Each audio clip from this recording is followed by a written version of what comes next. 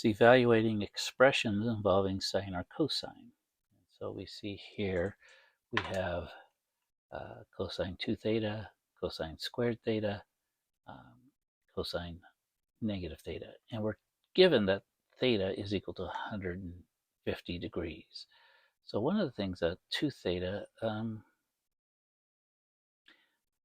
we could go in, there's some special formulas we could use, but since we know what theta is, we don't need the special formulas that are in question number 1. And let me show you this.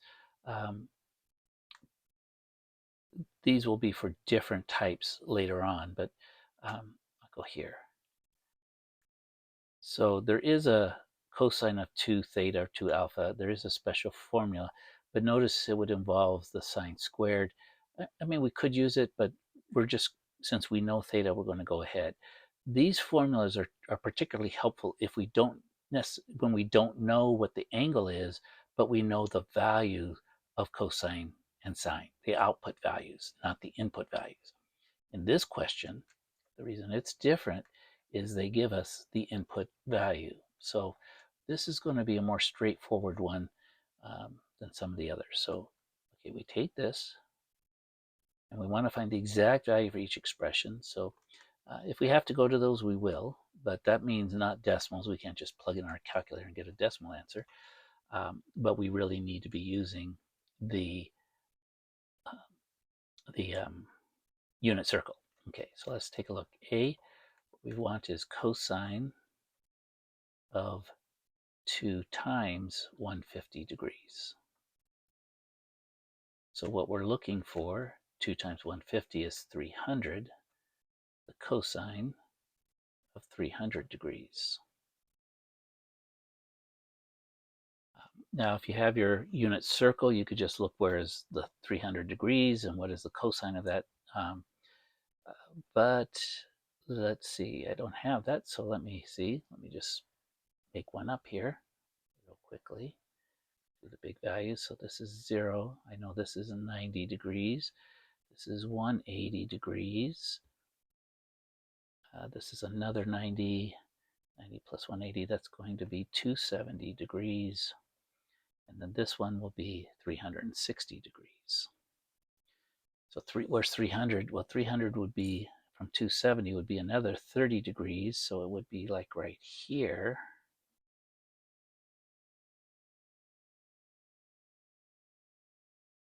That's 30 degrees here,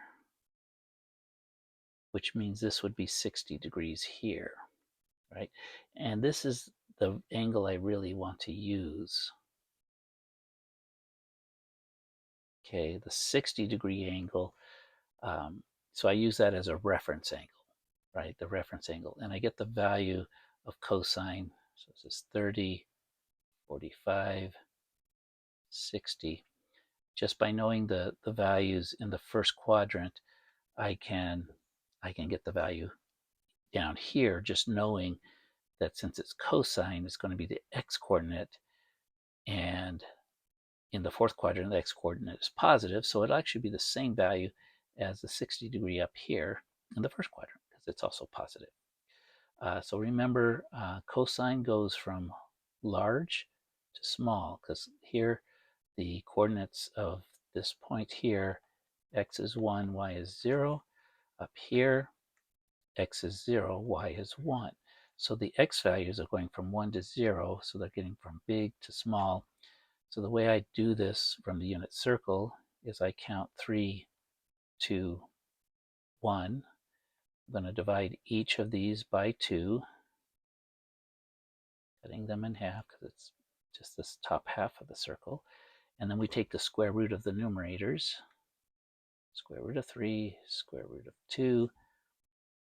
You could take the square root of 1, but the square root of 1 is 1, so we just leave it that way.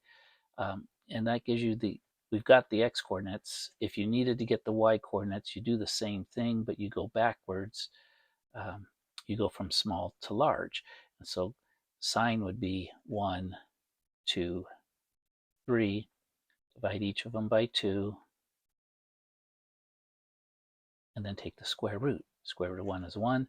square root of 2, square root of 2, and then the square root of 3. So these are our coordinates for the unit circle. And as long as we just know this first quadrant, we can get all the values we need. So 300 is going, the cosine of 300 is going to be the x-coordinate for the cosine of 60 degrees. So it's going to be 1/2, positive 1/2. How that goes using those I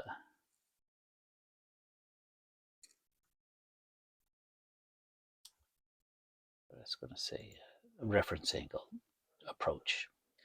Cosine squared of 150. So this one, the B part.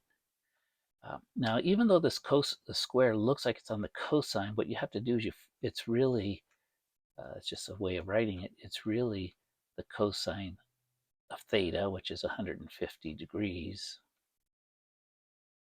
the whole thing squared. So in this case, we're going to find the cosine of 150, and then we're going to square it. So cosine of 150, where's that? Well, here's 90, here's 180. 150 would be subtract 30 degrees back, right? 180, go back 30 degrees, and you're at 150.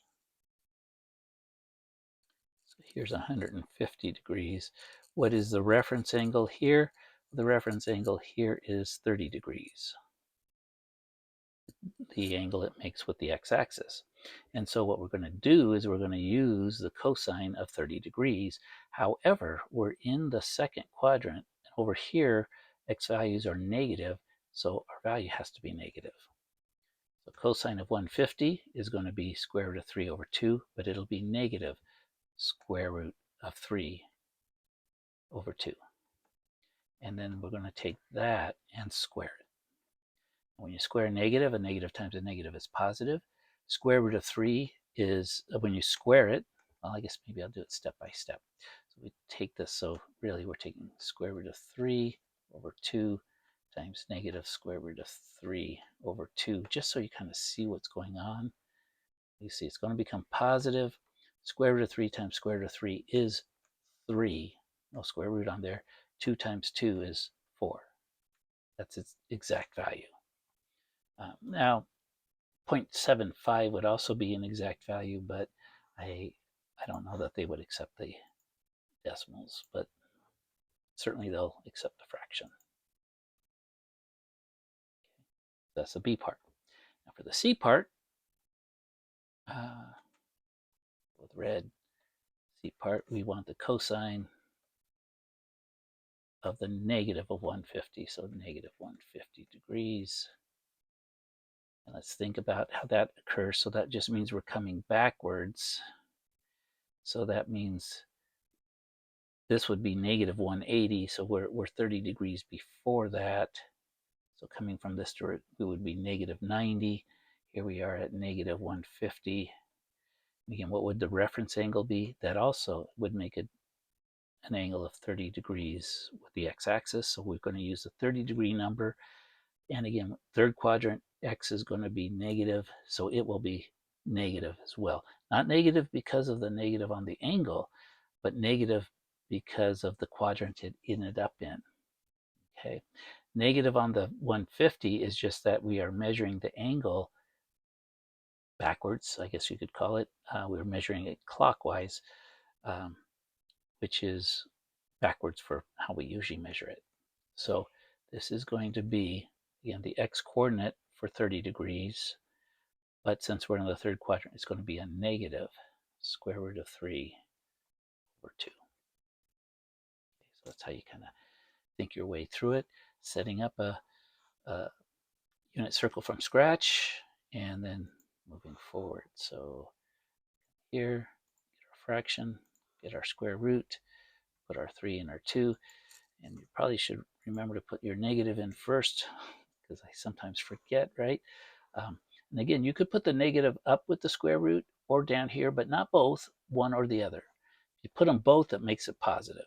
So you can put it in front or put it up with the 3. You can even put it down with the 2 if you want it, but just one negative is all it takes. Let's see. B, the negative multiplied out. And in C, we were in quadrant 4, so we were okay. So that's how you do that one.